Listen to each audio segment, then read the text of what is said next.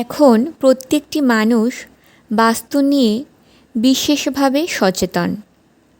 বাস্তু দোষ আছে কি না আমরা কিভাবে বুঝব, আজকেই সেটা জানব।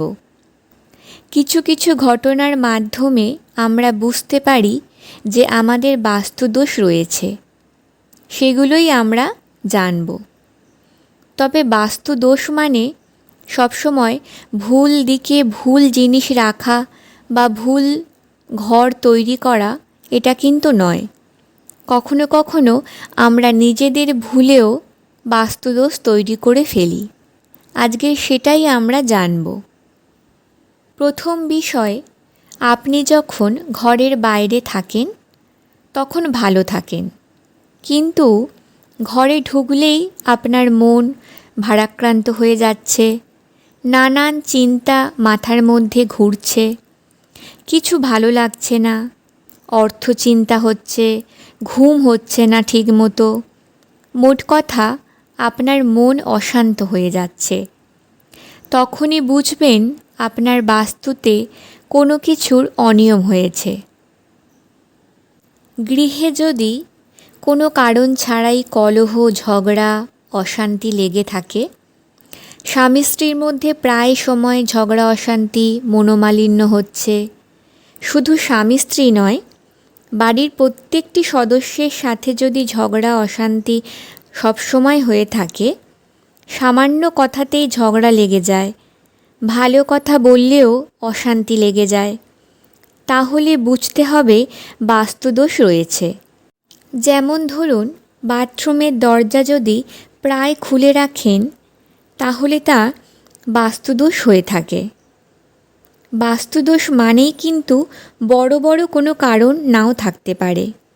এই রকম বিভিন্ন ছোট ছোট কারণে বাস্তুদোষ হয়ে থাকে, তা আমাদের সংসারে অশান্তি ডেকে আনে। অনেক সময় দেখা যায় বাচ্চা অবাধ্য হয়ে যাচ্ছে, কথা শুনছে না, পড়াশোনায় মন দিতে পারছে না, তাহলে বুঝতে হবে বাস্তুদোষ ঘটেছে। এগুলো কেন হয় জানতে গেলে দেখতে হবে বাচ্চার পড়ার ঘর কোন দিকে, ঘরের রং বা বাচ্চা যেখানে পড়ছে সেখানের রংটা কেমন, কোন দিকে মুখ করে পড়ছে। বাচ্চা যেন সবসময় পূর্ব দিকে মুখ করে পড়তে বসে, আর বাচ্চা যেখানে পড়বে সেখানকার রং সবুজ হলে খুব ভালো হয়। বাড়িতে যদি বারবার অসুস্থতা লেগে থাকে, বাড়ির প্রতিটি সদস্য বারবার অসুস্থ হলে বুঝতে হবে বাড়িতে বাস্তুদোষ রয়েছে। বারবারই বলছি, শুধু যে সঠিক দিকে সঠিক জিনিস করতে না পারলে যে বাস্তুদোষ হয় তা কিন্তু নয়। কখনো আমরা আমাদের ছোট্ট ছোট্ট ভুলের কারণে বাস্তুদোষ তৈরি করি।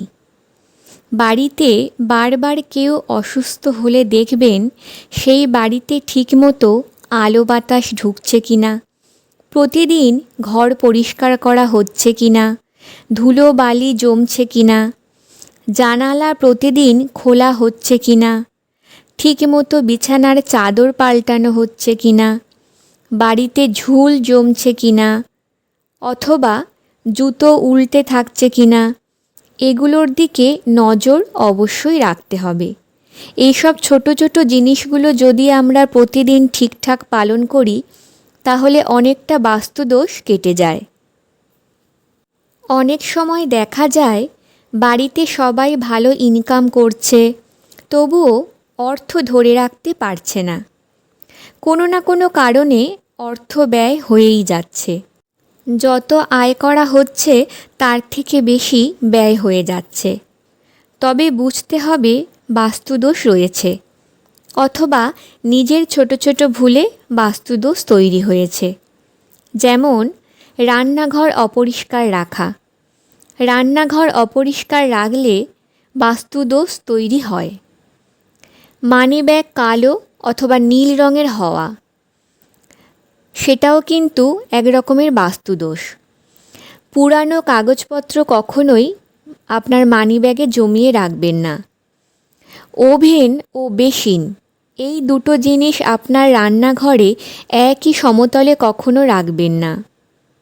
এগুলো ঠিকমতো না মানলে অর্থহানি হয়ে থাকে। বারবার বাড়িতে যদি ইলেকট্রনিক্সের জিনিস খারাপ হতে থাকে, যেমন কম্পিউটার, লাইট বারবার খারাপ হয়ে যায়, একটা সারাচ্ছেন অন্যটা আবার খারাপ হয়ে যাচ্ছে, তাহলে অবশ্যই বাস্তুদোষ রয়েছে। যেমন মিটার বক্স ভুল দিকে লাগানো, কম্পিউটার ভুল দিকে বসানো, অথবা সুইচ বক্স ভুল দিকে বসানো। মিটার বক্স সবসময় বাড়ির দক্ষিণ দিকে লাগাতে হয়। উত্তর দিকে কম্পিউটার বা সুইচ বোর্ড কখনোই লাগাতে নেই, তাহলে এই জিনিসগুলো বারবার খারাপ হওয়ার সম্ভাবনা থাকে। বাড়িতে কোনো সদস্যের যদি কোনো কাজে বারবার বাধা আসে, হওয়া কাজ বারবার ভেঙে যায়, চাকরি পেতে সমস্যা হয়, তাহলেও বুঝতে হবে বাস্তুদোষ রয়েছে। স্বামী স্ত্রীর অশান্তি, মনোমালিন্য, ঝগড়া যদি লেগেই থাকে, কারণ ছাড়াই মাথা গরম করে অশান্তি শুরু হয়, একে অপরের কথা শুনতে না চাইলে অবশ্যই বুঝতে হবে বাস্তুদোষ তৈরি হচ্ছে। তখনই দেখতে হবে যে খাটে স্বামী স্ত্রী থাকেন সেই খাট যেন অবশ্যই কাঠের হয়, জোড়া গদি যেন না থাকে, দক্ষিণ ও পূর্ব দিকে যেন মাথা করে শোয়া হয়। অপরিষ্কার ঘর, বিছানার সামনে আয়না রাখা, এগুলো খেয়াল রাখতে হবে। বিছানার সামনে আয়না কখনোই রাখতে নেই। এটি করলে ঘরের নেগেটিভ এনার্জি খুব বৃদ্ধি পায়।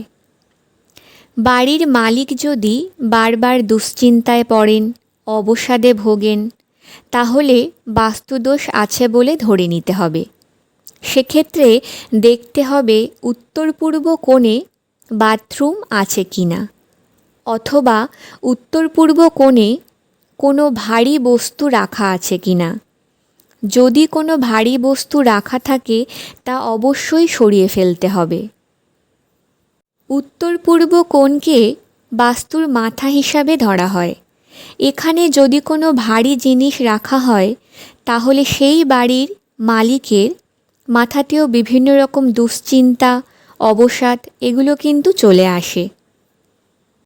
তবে অবশ্যই মাথায় রাখবেন, যারা বাড়ি করে ফেলেছেন, পাল্টানো সম্ভব নয়, তারা অযথা ভয় পাবেন না, এটা নিয়ে বেশি চিন্তা করবেন না। কম বেশি প্রত্যেকের বাড়িতে বাস্তুদোষ রয়েছে, তার প্রতিকারও সম্ভব। সবচেয়ে বড় প্রতিকার হলো নিজের কর্মকে ঠিক করা। এমন কোনো কর্ম করবেন না যার জন্য অন্যের ক্ষতি হয়, অন্যের কষ্টের কারণ হয়। তাই কর্মই হচ্ছে সবচেয়ে বড় প্রতিকার। এবং ভগবানকে মন প্রাণ দিয়ে ডাকা, তার কাছে সমাধান চাওয়া, আপনার ভুলের ক্ষমা চাওয়া। তবে আমাদের ঘরের ছোট ছোট যে জিনিসগুলো সহজেই পাল্টাতে পারি বা নিয়ম মানতে পারি, সেগুলো অবশ্যই পালন করা উচিত। কর্ম ভালো করুন, বাকিটা ভগবানের কাছে সমর্পণ করুন, তিনিই পথ দেখাবেন। ওম নমঃ শিবায়।